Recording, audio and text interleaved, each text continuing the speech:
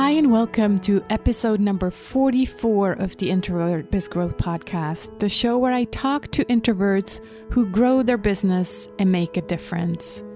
I'm Sarah Santa Croce and excited that you're spending this time with me on this last episode of 2017. My guest today is Milana Leshinsky, and I remember hearing her name way back in 2006 or 2007 when I started my first online business as a virtual assistant. And she was back then, according to me anyways, the reference for Telesummits and the coach's coach. So for all these years, I've been following her work from a distance and admired what she's accomplished and the companies she built. Until recently, probably about a year ago, when all of a sudden she just disappeared. And I even contacted her and her then business partner for a joint venture. And I got an email back saying that her business partner was now running the company solo. So yeah, I had this big question mark, kind of like, what happened to Milana? And guess what? In today's episode, Milana will tell us herself what happened, beginning at the journey where she started out with the move from Ukraine to the United States. So, Simplicity Circle founder Milana Leshinsky is creating a simplicity revolution for coaches, authors, speakers, and entrepreneurs who want to grow their businesses with ease. Creator of Recurring Revenue Revolution, author of Coaching Millions, co-founder of JV Insider Circle, and an inventor of Telesummits, Milana is known as a serial entrepreneur and paradigm shifter by many luminaries. She came from Soviet Ukraine 25 years ago as a classical musician with zero knowledge of the business world and has built multiple 6- and 7-figure businesses since. Today, she's passionate about showing entrepreneurs how to use simplicity as a growth strategy and say goodbye to complexity and overwhelm.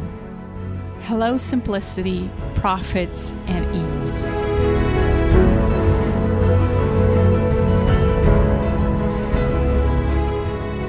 Hi, Milana. So great to talk to you. Thanks for having me here, Sarah. Appreciate being part of your series. Thank you so much. As I just said offline, I've been following you for so many years, so it's a great honor to have you on my podcast. And it's funny because you always think, I wonder if, this and this person is also an introvert. And now 7 years later, my kind of suspicion was confirmed that you are also on the introverted side. That is so cool because a lot of people question that from me. They're like, I don't believe you're an introvert. And I'm saying, you just don't see me after I step off stage. Exactly. We have these personas, right? Yes. Where we're like, I can step on a big stage of, 1,000 people. But then when it's done, I just want to go curl up in my hotel room. Absolutely. Yes, exactly. Yeah. So do you have to give all your guests a personality test to find out? No, usually they just know themselves and they're like, hands up. Yes, I'm an introvert. Yeah. Awesome. Milana, why don't you tell my audience, so they're all introverted online entrepreneurs, why don't you tell them a little bit about your story, your business, what you're doing now, and how introversion kind of, affects your daily business or life? Yeah. It's funny because I was actually unaware of the introvert-extrovert thing until in my music college in Ukraine. A psychologist came to give us tests. She said to me, looks like you're an introvert. And I said, what's that? I think I was 17 years old at that time. And so that was my first introduction to this idea that people are different, right. And everybody's going to respond differently to different situations. And so I started being a little bit more aware of that. I came to the States after I had graduated from music college in Ukraine. I never got a chance to truly teach music the way that I was planning to do after college.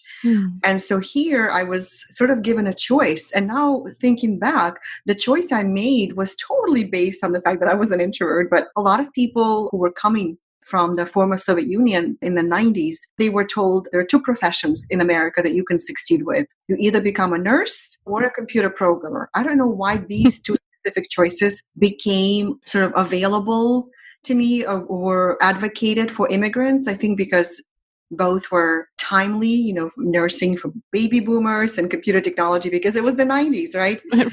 But of course, my husband is an extrovert and he went for nursing, and I am an introvert and I went for computer programming. That was my first decision in America, and as an adult, influenced by my personality, I guess.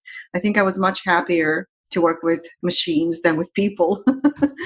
And then as I continued to develop as a programmer, I had 2 children and I chose to stay at home and become a work-at-home mom. I opened a business in the web design arena. So I became a web designer. And slowly, it was early 2000, 2001, when the internet started hitting the masses and online marketing became something that grew, expanded, emerged really quickly. I was swept with that wave of people who started their online businesses. And thinking about it now, it was so perfect for me. I got so fortunate to have discovered the internet, because just to think about, I work from home. I set my own schedule. I get to decide how many people I talk to or how many people I meet with every day. I can't even imagine how I functioned before in an office with all these people constantly being around me. And actually, one of the things that I struggled with when I did have jobs is that after lunchtime, almost every day, I would get a headache. Wow. Sometimes it would turn into a migraine. And I couldn't understand why that was. And thinking back now, I think that I really didn't have enough me time. Right. I was constantly with people. I was constantly, in meetings. It was just that environment. And I'm so glad that I have a choice, that I have that flexibility today. And so today I run my business fully from home. I run a company called Simplicity Circle, which also is very telling. Company name Simplicity Circle. It's really funny, Milana, because my LinkedIn business, I have a business where I help people get clients on LinkedIn. It's called Simplicity as well. That's incredible, Sarah. Wow. Yes. And this is a new business for me too, because I had a bunch of businesses and I sold every single one of them. And last year I sold half of my business to my partner. So now he runs it completely. And I started this new one, and Simplicity Circle felt like the right company name for me to create. But yeah, so I am enjoying this idea of being at home, and occasionally I do go out. I do love my friends and my sushi. It's so true what you're saying. And I think as time goes by, it even becomes more scary, to work at a job, because now you see all this movement towards open office space where you don't actually have an office anymore. You just have your little, like a rollable cubbyhole where you can just, one day you're sitting here, one day you're sitting there, and there's constantly people around you. You can't close any doors. That must be just a nightmare for... I never thought about that open plan, because my last job was a newspaper, and newspaper buildings and floors have very open layout, right, where editors can see designers and advertising. And because I was a web developer, I was placed literally in the center of them all. There was no department of internet marketing or web development at that time in the 90s.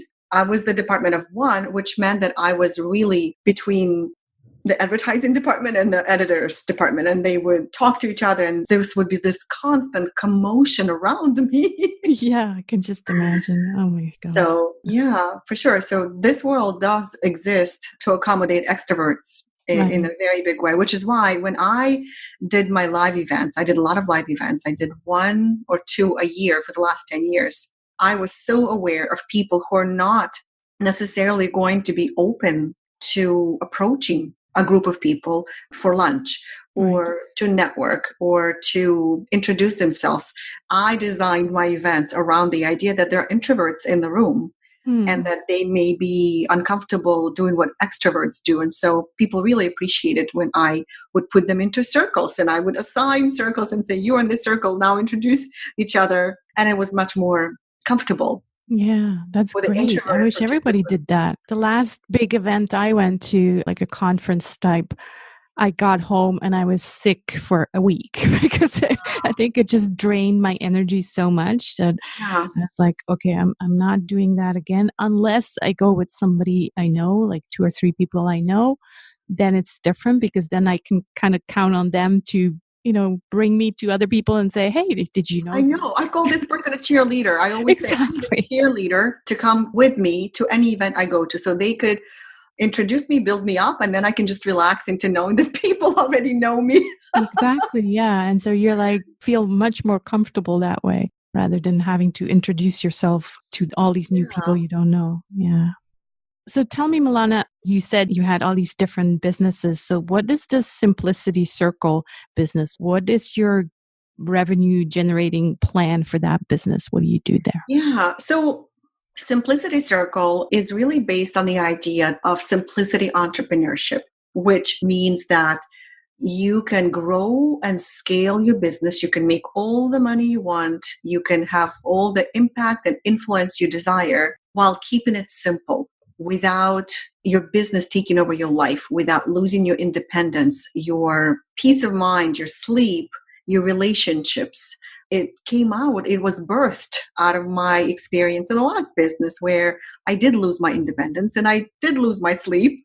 Mm, And we had a team of 17 people, and it was so busy all the time. We were always launching and creating and launching and creating. And it just became really a challenge right.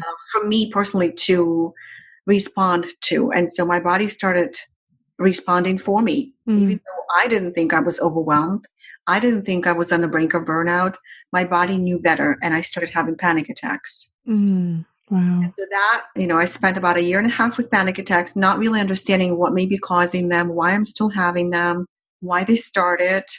It came to a point where I just couldn't be in that business anymore. And I just sold my portion to my business partner and walked away. It was a 7-figure business. We hit 1.5 million the year before I left. Wow. It was a very difficult decision for me to do that. But as a result, I am so much happier. I'm Mm, independent, yeah. my own hours, my schedule. It's funny, nobody tells you that when you have a business partner and a big team, it's really like a job. It's no Yeah. different than a job. Yeah. I'm so glad you say that because I think some people might idealize this, big business with, business partners and all of that. But you're right. It becomes a management role. And so maybe that's what you walked away from at the corporate office. And now all of a sudden, you're back in that situation, especially as an introvert, anything that's, human emotions and kind of everything that has to do with human management, it is difficult because we introverts tend to have a lot of empathy. And so it's sometimes overwhelming. Yeah. Yeah, absolutely. I think we take things a lot upon ourselves. I took so many roles upon myself. Right. I think that's the other reason I feel like I burnt out, Mm-hmm. possibly, is that Mm-hmm. I felt like it was up to me to make certain things happen. If Right. not me, then who? And I'm responsible for the outcome. So I started feeling like I was putting a lot of that responsibility upon my shoulders, whether I knew how to achieve certain things or not. I felt responsible. And I think that that ultimately resulted in extreme anxiety for me that kind of pushed me over the edge and resulted in me leaving the business. But the good news is that I would have not known that this is what I don't like. Because we have to try things to know that that's not for us. Yeah. And the idea of Simplicity Circle was born out of this chaotic lifestyle and business that I walked away from. Right. So many people got really inspired by that. I've been telling the story dozens of times, of me leaving a 7-figure business and people being very confused about that because you don't leave $1 million business, right? It's a Mm. $1 million business. Who leaves a 7-figure company when it's growing and thriving? It was just not something that was right for me. And what I had to do next was really understand, where does simplicity come from? Does it come from not having a team? Does it come from not having a business partner? Does it come from not doing live events? Like, does it come from certain type of clients that appreciate and love you and nobody else is working with you at that level of depth? So I had to explore that. And what I discovered was that simplicity comes from alignment. When you design your business around your biggest natural abilities and natural tendencies so that you can wake up and make money just by being you. I love that. how exciting is that, right? You don't Yeah. have to change, because a lot of personal development products like books and trainings and events are focused on trying to change you. Right. And what I chose to do is, forget changing you, just embrace who you are, Mm-hmm. understand where your best results come from, and do more of that in your business. And that's it. Yeah, it's really interesting you say that, because I'm just in the middle of rebranding my own business. And what I did a year and a half ago is I started this podcast, for introverted online entrepreneurs as kind of a separate business. It's on a different domain, Sarah's and a Croce. And my main business where I do LinkedIn is on a different domain, right? And so this year I'm like, why am I doing that? It's still me. I'm introverted. Yes, that's me, but I also do LinkedIn. And so it's so good to hear you say that, you just have to realize your main strengths and values. And so next year when I relaunch, it's going to be Sarah. And, yes, I do LinkedIn, but yes, I'm also an introvert. And it feels like a huge growth stage in my business because I grew up, I had to realize, okay, I'm, not either one or the other. I'm both.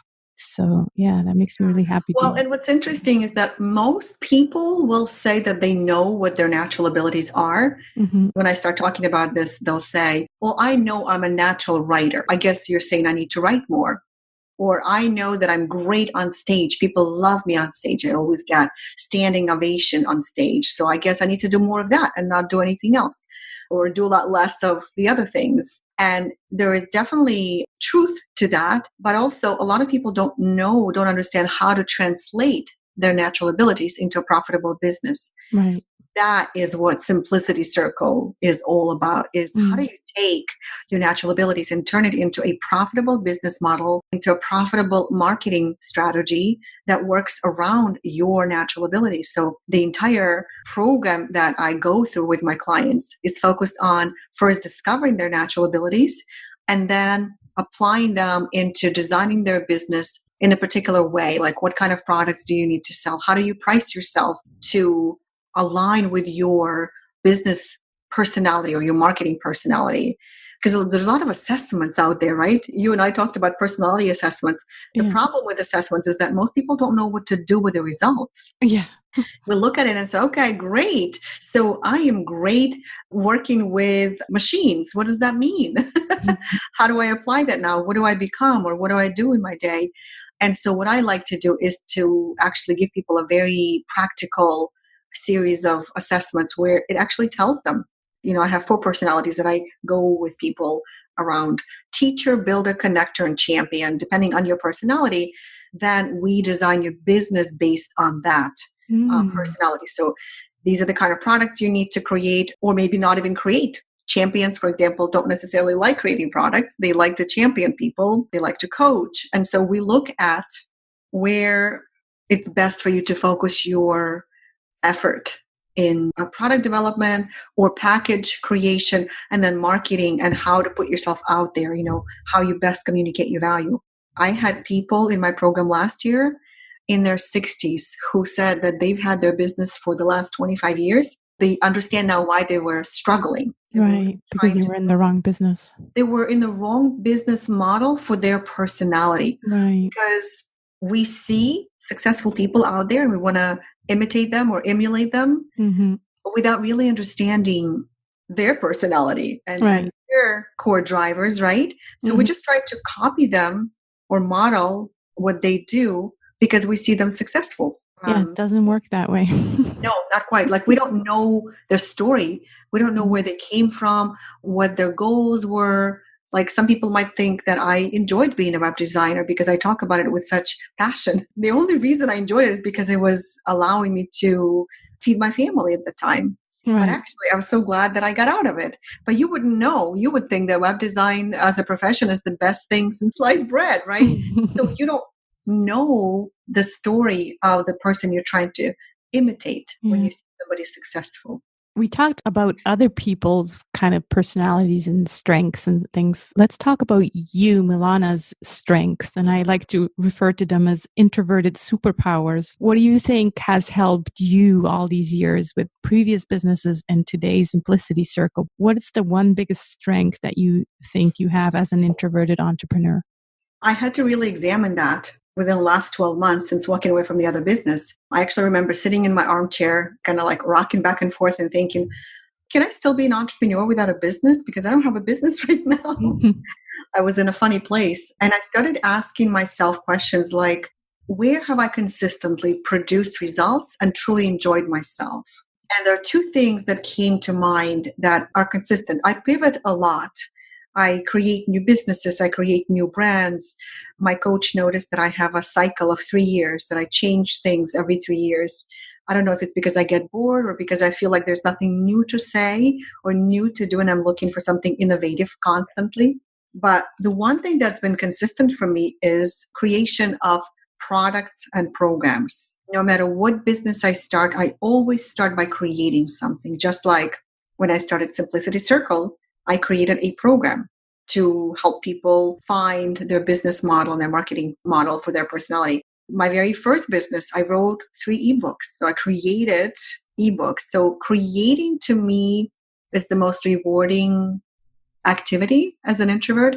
I'm actually working with a client who is an extreme extrovert. And I notice how every time I invite her to create a product or build something, she resists. I think you need a certain amount of introversion to be able to sit and work on creating something. I think you're right. Extroverts, they just need more external feedback. They want to discuss it all the time with somebody. They want to brainstorm and, but they don't want to just sit there and, write the whole thing out or just. Yeah, it takes more of an internal focus. Yes. I also noticed that the people attracted to my Simplicity Circle programs and my materials, and I have a community on Facebook called Simplicity Circle Entrepreneurship. All of them, I would say maybe 90% of them are introverted. Oh, wow. That's huge. I think that they value introspection. Right.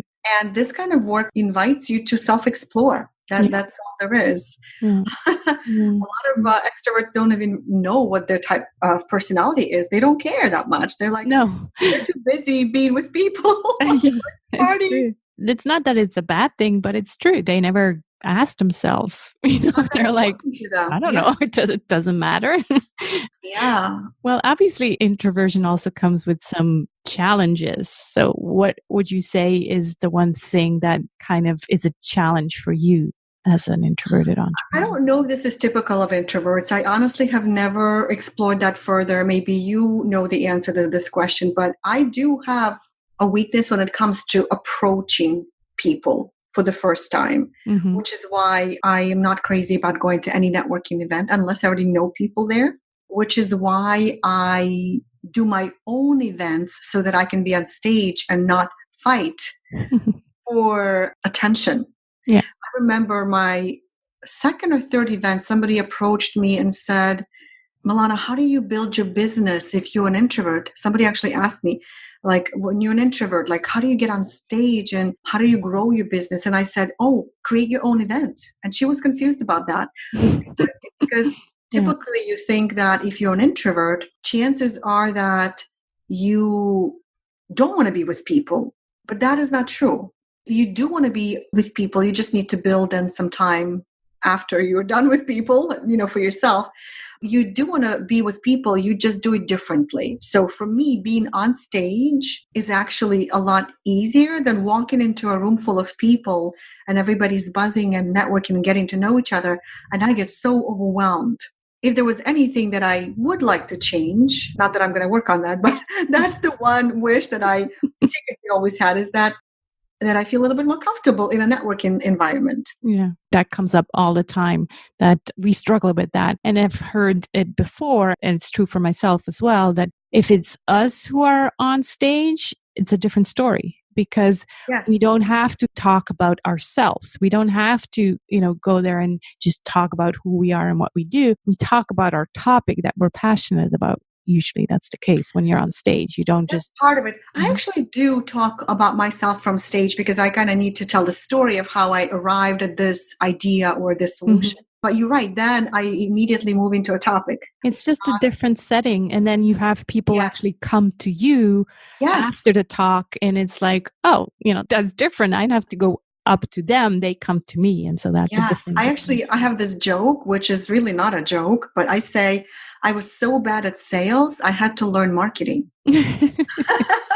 because I wasn't comfortable selling one on one or from stage or in any other environment, selling as in like really putting myself out there and exposing myself to objections. Yeah.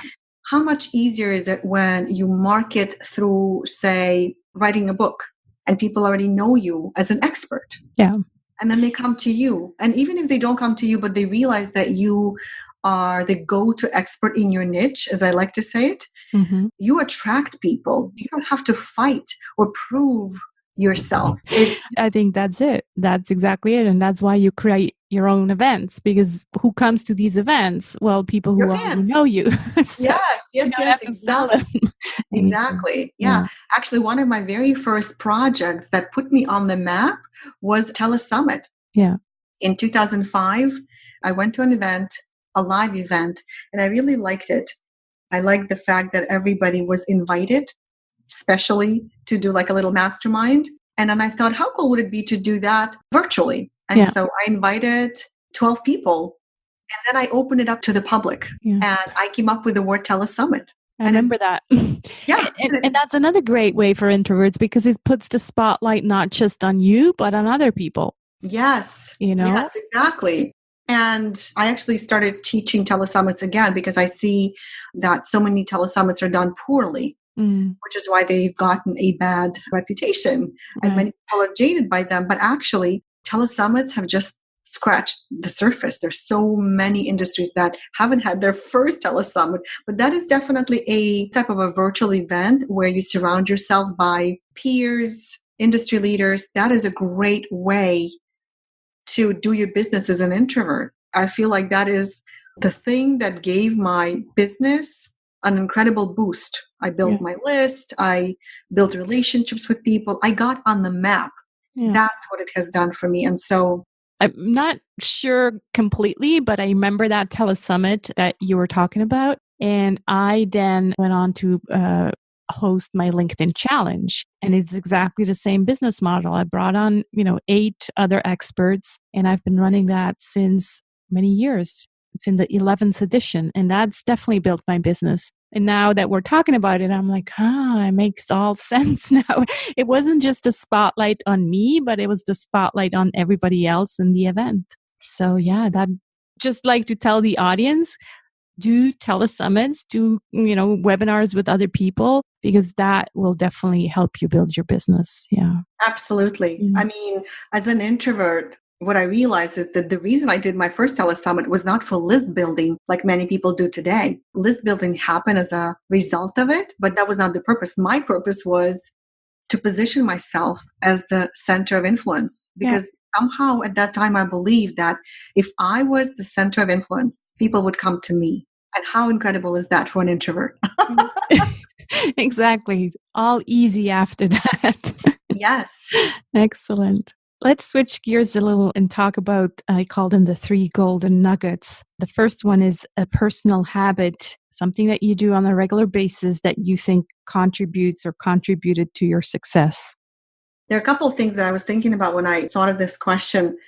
The main one that I want to say is spaciousness. I think one of the things that really burnt me out in my last business is the fact that everything was so tightly packed together. I had a bunch of calls in a single day, bunch of meetings, things to do, things to accomplish, people to meet. And it was like that on a daily basis for a certain period of time. And I think as I have moved into my own business again, I am very deliberate about creating spaciousness in my business. So I tell my assistant, please do not book more than one call a day so that I could then have time for thinking. She laughs when I say that, but thinking is when I do my best work. That's when I come up with my ideas, when I come up with my best marketing angles. Like, I need space for that, right? So spaciousness, I would say, is the first one. And actually the second one is part of that. Anytime I go out somewhere, whether it's a live event and I'm traveling or I'm coming back from a gathering with people, I always make sure to leave a certain amount of time to decompress, not to jump right into work, but to actually have some quiet time, some me time, whether I watch a movie or I take a walk. It's the time without people. And I'm actually not even embarrassed to say that. I will say to my daughter, okay, it was a great chat. Now I need my me time. It's not like I'm a bad mom, but she understands because she's also an introvert. Yeah. So I'll say, okay, I haven't had my me time today. So I I'm going to my office and I'm being me. I'm just like being by myself. Whatever it is I do, need not to be with people at the moment, even if those people are my lovely children. And I think everybody needs to kind of learn that the hard way sometimes, unfortunately, and it sounds like you did as well, because if you don't respect your nature and you don't, actually do plan in these, me time, quiet time moments, well, then you do end up burned out or stressed out. And I had to learn it the hard way too. And now every time I do go to a networking event, which is not very often, but if I do, I need to take the next morning off, or if it's... Yes, exactly. So exactly. It's very important. Yeah. What about something, online, since we're all online entrepreneurs, an internet resource or a tool online that you use a lot? Yeah, I had to think about that. I don't use it every day, but I use it at least once a week. And that is BeLive, which is a tool that allows you to run Facebook Live videos. It may be confusing why an introvert would ever want to be on video so much. And I will say that I keep my videos very short. I only get on video when I have something to say. I don't ever, like, a lot of times people will just do a Facebook Live to connect with people for connecting reasons. I don't do that. If I have some sort of an idea that I want to share or an insight that I saw around simplicity entrepreneurship or around Telesummits, which is my other focus these days, I go on BeLive, hold a Facebook Live stream for maybe 10, 12 minutes, and that's it. What I love about it is that it's an easy way for me to share and teach something and then retreat back into my introversion.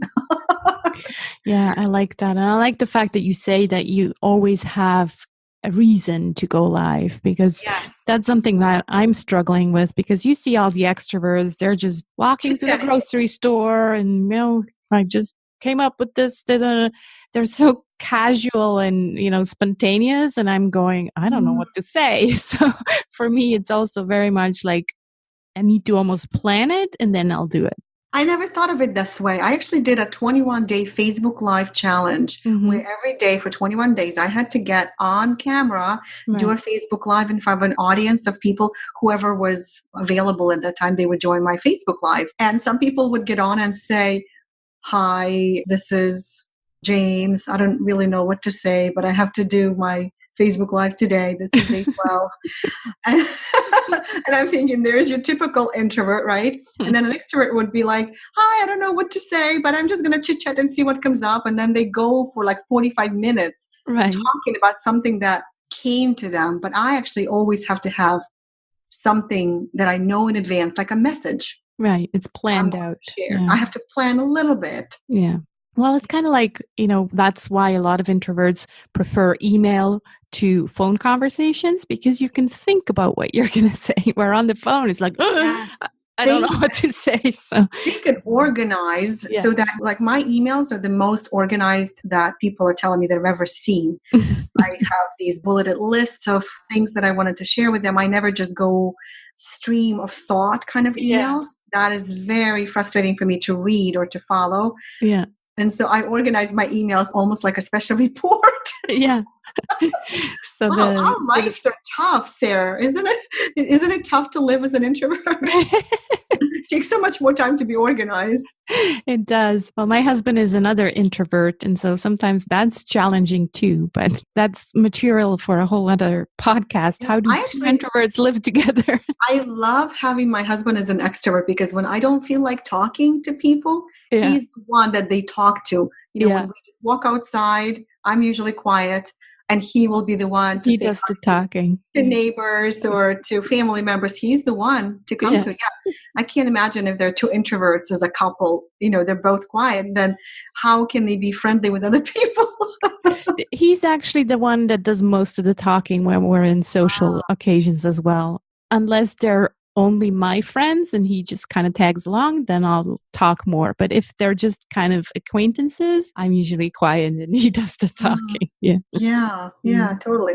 Let's get to the third golden nugget, which is a book. So which book would you recommend to introverts? Yeah, it's interesting that one of the ways that I like to create value for people is through ideas. When I came across this book, I wasn't really thinking about that. I, as an introvert, like to come up with ideas, and this is something that is going to help me be seen and create more value in the world. But the book is by Seth Godin. It's called Idea Virus, and it's all about how to create a product that has marketing built right in it. And I actually developed one of my very first businesses was called Assessment Generator, which was an assessment building tool for coaches and teachers, and as I found out later, government agencies who needed to develop different assessments. That product came out of me reading this book, Idea Virus, because I really felt like a good idea is worth a lot. Now, if you implement it, it's worth even more.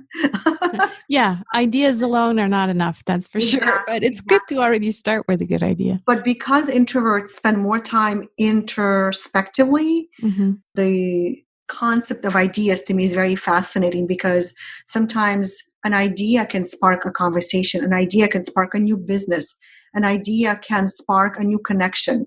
I put a lot of value on ideas. And I'll definitely look that up. I've read quite a few other Seth Godin books, but not this one. Yeah, this was one of his early ones, actually. I think it was even before the Purple Cow and, all of the other ones that he had written since then. So, my copy is like really earmarked. And you reread it all the time? Yes. That's the sign of a good book, right?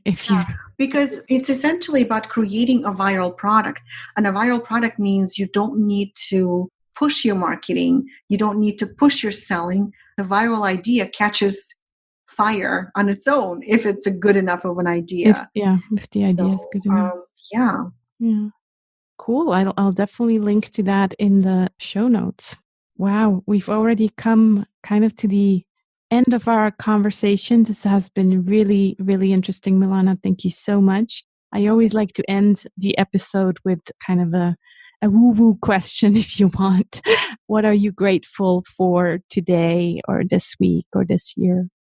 I am grateful for the last 12 months of self-exploration, which I've never done in my life. I've always been so busy. At first, it was going to school, then going to music college, then coming to America and completely learning a new profession and a new language, and then having children, having a job, having all these businesses. I never actually had a pause in my life until last year. So I'm grateful for that because what it has done for me is allowed me to do that self-exploration, to figure out what makes me tick and what drives me forward. And why do I pivot all the time? And is that a problem or is that a feature?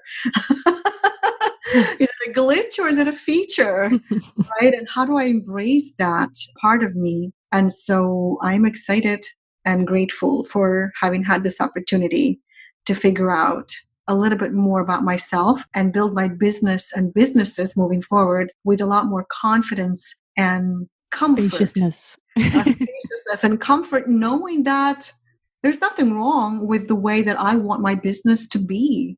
This is the business for me, and that was the business for my business partner, and there's nothing wrong with that. So I'm grateful for not putting a harsh judgment upon myself, because we always judge ourselves harsher than other people. And I was trying to really see that this is not a glitch. There's nothing wrong with me. This is just the way I am. This is just the way people are individually. And embracing yourself for this kind of personality is better than trying to fight it all your life and be unhappy. So that's kind of the place where I am today. Well, I'm very happy for you too, Milana, that you have come to this kind of conclusion and that you've given yourself the time to explore. And yeah, as you said, for now and for any future business that you're going to set up, because I know you can't sit just too quiet for too long, I'm sure. So I'm sure there's many more great things to come from you. Thank you so much for your time today. It was a pleasure talking to you. Well, thank you, Sarah. I had a lot of fun in this conversation. Thanks, Milana.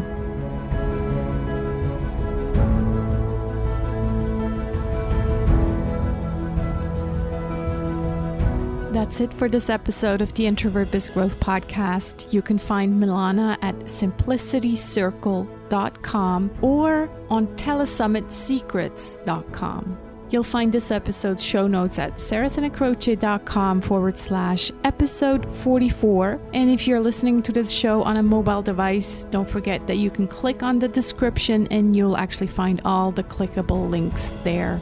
And again, talking about clickable links, make sure you check out sarahsanacroce.com/books. My VA Mara has created a beautiful compilation of 20 of the favorite books of my past podcast guests. So head over to sarahsanacroce.com/books and grab it so you can add some new books to your Kindle reading list for the quiet evenings. Thanks so much for listening to this last episode in 2017. I wish you and your families a relaxing and peaceful end of the year. This is Sarah Sanacroce signing off from the Introvert Biz Growth Podcast. Remember, you need to use your unique introverted superpowers in order to make a difference.